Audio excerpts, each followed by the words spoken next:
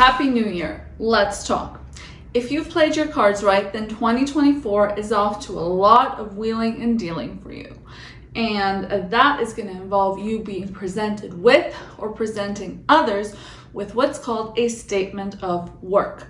In this video, we're going to talk all about the statement of work, or SOW, and what a really good one requires in order for you to best protect yourself and your business. As a business lawyer, I'm also going to talk about the most horrific examples of statements of works that I've seen so that you can avoid making the same mistakes. For those of you that are new to our channel, welcome. My name is Pamela Metani and I'm a business lawyer and founder here at Graphene Business Law, a business law firm serving entrepreneurs and business owners virtually and all across the province of Ontario, Canada. If you're new to our YouTube channel, welcome. Go ahead and give this video a thumbs up and click subscribe on the button down below. We post free content multiple times a week here at Graphene Business Law, and I don't know any other law firm in the game posting free educational and informative content solely for your benefit. Now, I mentioned at the beginning, this video is about the statement of work, or SOW. What is this document? You may have seen this document as a standalone piece in dealing with some of your business partners, but more conventionally, we see this document incorporated as part of a bigger document or bigger agreement that a business owner or entrepreneur is signing on to. And that means that the SOW can conventionally be included as an appendix or a schedule to what would be the main or principal agreement that you're signing on to. To be clear, if that's the case, it is still incorporated into the overall agreement. So despite having a different term than the main agreement, it is still part of that one signature that you're putting that binds you to the entire agreement, including the statement of work, including other schedules or appendices that might be included. What should a good statement of work have? A good statement of work can have a lot of things. What I mean by that is that there are further details in addition to the three that I'm going to go into more specifically in this video. Further details that can benefit your SOW depending on your level of business that you're at, depending on your level of sophistication as a business person, and so on and so forth.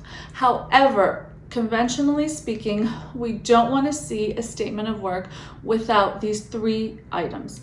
And those items are going to be the task itself or the project, the deliverable, right? What does the statement of work cover? And it's not the case that a statement of work only covers one thing usually. A statement of work is going to conventionally have a lot of different items that are covered, right? Because it encompasses your entire working relationship with somebody, and very rarely is that, one sneeze, one thing you're signing on to, right? Usually a project involves many days, weeks, months, years, and multiple deliverables within that time frame. The second item we're going to look for is the money, the cost. How much does each item that you are signing on for as a customer, for example, or that somebody else is signing on for you to deliver to them, but how much does each item cost? We never want to see a statement of W without very, very clear financial outlines as to what each deliverable relates to. And that's for your clarity. That's so that, if the consultant, for example, you've hired as a customer, swipes your card to the tune that you think is a little too much, and they say, but what do you mean? The whole project cost you agreed to was $10,000. And you say, yeah, but we're 2 days into our 1-year agreement. What are you going to point to if there's no cost breakdown? You're not going to be able to protect yourself and say, well, wait a second, we said that you swipe this card to the tune of $500 every 2 weeks until the $10,000 cap is hit, for example, right? So you want specific numbers next to that specific deliverable at a minimum. And the third item you're going to want to see at a minimum is going to be timelines. Again, imagine yourself as a customer. You've retained some sort of consultant for whatever, marketing, advertising, whatever, art project, whatever. Okay. Imagine a world where you have just signed, it's end of January 2024 right now, and you call them February 15th and you say, you missed our deadline. I lost a lot of money on a gala I hosted February 10th because you didn't help me advertise it to anybody, and meanwhile I accrued all of these costs of what I anticipated to be a 200-person gala that we talked about. And they're gonna say, the schedule says end of March, by end of March.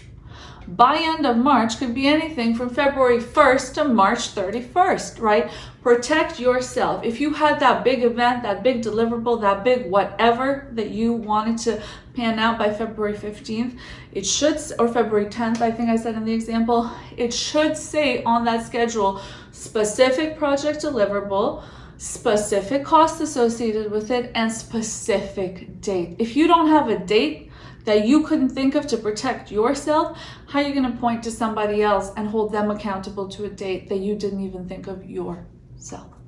So those are the 3 items at minimum that you're going to want to see in a clear statement of work. And if somebody is uncomfortable with you asking for those details, that's a red flag as to the business partner you could potentially be getting into dealings with.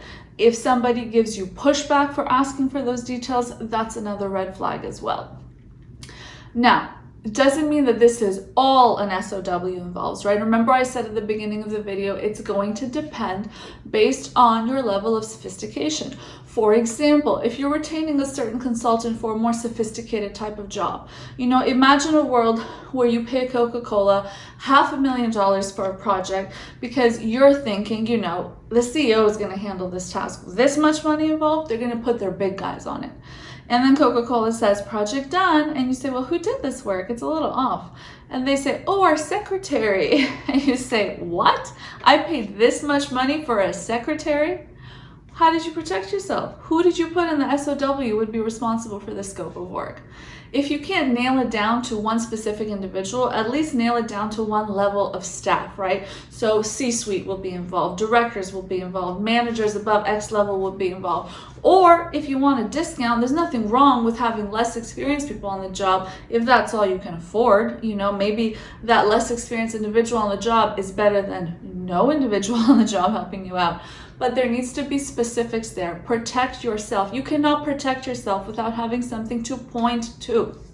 And that lack of something to point to is always going to work in the other person's favor if you try and come to them asking for some sort of clarification or trying to hold them accountable, or even worse, if there's a genuine conflict or issue that you feel has come up as a result of how they've done their job. But again, in the meanwhile, you didn't think to protect yourself. So I mentioned in the beginning of the video, we're going to talk about some really good examples of SOWs and what should go into them at a minimum from an educational, informational perspective. I also mentioned I would shine light on some of the worst drafted style SOWs I've ever seen in all my years as a business lawyer, having my own business law firm, having my own businesses, and so on and so forth. The worst SOWs I have ever seen are what you would expect. They are not clear on the details is one thing, but even worse, even more insulting than that, I feel so offended on behalf of my clients when they bring me an SOW to review that is worse than having nothing. It's somebody trying to actively lie to you, putting on this word salad of we're gonna do, this and this and this and that, the 7 wonders of the world, in good spirit, good fun, good fashion. What are you talking about? Who's doing what, by when, for how much? If you see word salad in an SOW, it's a red flag. What on earth business deliverable are we undergoing here that we can't put it into a sentence or less? I don't think Musk is sending people to space with project deliverables longer than a sentence, right? If you can't clearly articulate the reason you and a business partner are signing on to something, then do you even know what you're signing on for? Don't let yourself get taken for a ride, okay? And that is what leads to some of the worst SOW or statement of work examples I've ever seen. One last item to make clear, or fun fact, if you will, is that you might have the question, is an SOW legally binding? If it wasn't clear enough by virtue of the fact that it will either be its own agreement or part of an overall agreement, yes, statements of work are legally binding. So again, it makes all the more difference that you have a clear statement of work, not so clear as to shoot you. I shouldn't say not so clear, not so specific as to shoot yourself in the foot. And again, allow the other party, what we're trying to do here is give the other party less as opposed to more to be able to use against you, to be able to take advantage of you on, okay? So you don't want to make it, on the other hand, so specific that you ask them for a project update and they say, but the one sentence you wrote doesn't say this. The one specific thing you asked for doesn't include what you're asking for now. And you might be like, wasn't it, like, isn't it clear? You know, you can imagine there's some examples when you know, ask for somebody, for example, you might ask an advertiser to draft a poster for you for an upcoming event. And that to you implies that they'll also share this poster on your behalf, for example. So you follow up with them, keeping in mind you've made this super specific deliverable, overly specific deliverable on how they're going to draft this poster and what goes into it, formatting, color schemes, all of that.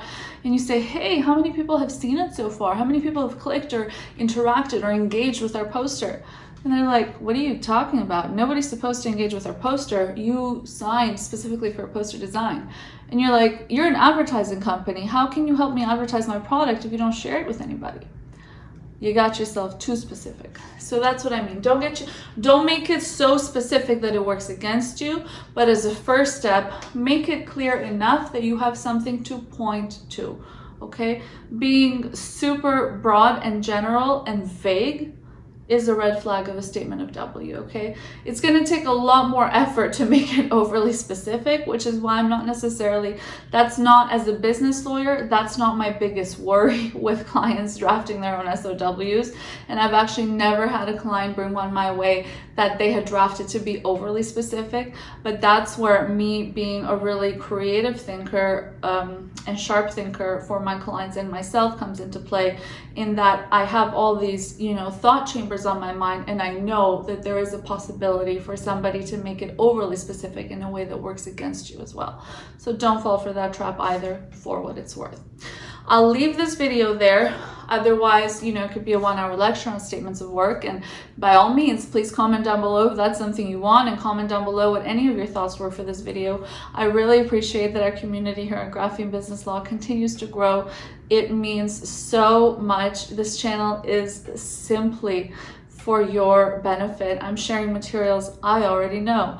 I'm just trying to help here based on all the, you know, discrepancies and injustices and people getting taken advantage of that I've seen in my years of practice. I'm trying to put out here accessible educational information for the average or everyday business owner or entrepreneur that needs a little bit of the help and, you know, they don't know where to start. So again, I'll leave this video there. Please comment your thoughts down below. Again, please give this video a big thumbs up and click on the subscribe button down below. Otherwise, if you're a business owner or entrepreneur in the province of Ontario, Canada, you're welcome to email us at email us at info@graphenebusinesslaw.ca or go to our website, graphenebusinesslaw.ca. Thank you for watching.